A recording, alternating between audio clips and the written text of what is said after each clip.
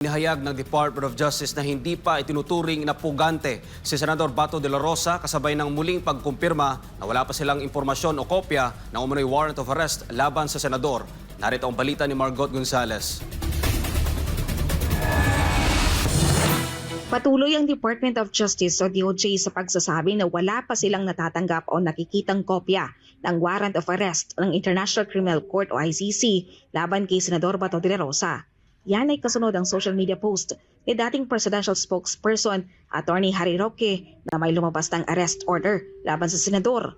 Ayon kay DOJ spokesperson Attorney Paulo Martinez, hanggang sa kasalukuyan, wala pa silang impormasyon hinggil dito. Hindi pa anya akusado o pugante ang senador at hindi pa nila anya ito minomonitor o pinaghahanap dahil nga wala pa naman daw silang nakikitang kopya ng ICC warrant.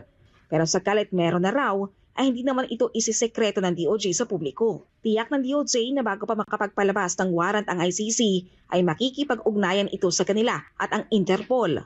Ang kopya ng warrant of arrest ay maaring maibigay sa DOJ, sa DFA o sa DILG. Sa kalit naman tuluyan sila makakatanggap ng warrant of arrest para kay Senador Bato de Rosa galing sa ICC, pag-aaralan daw muna nila kung papaano ang pagpapatupad dito. Giit ni Martinez, sa ilalim ng batas, may tungkulin na makipag-cooperate ang bansa sa Interpol, habang sa kabilang banda, sa ilalim ng RA 9851 o International Humanitarian Law, maaring sa pamamagitan ng extradition o surrender ang magiging mode ng pagpapatupad sa arrest order na kailangan pa ring pag-aralan ng gobyerno.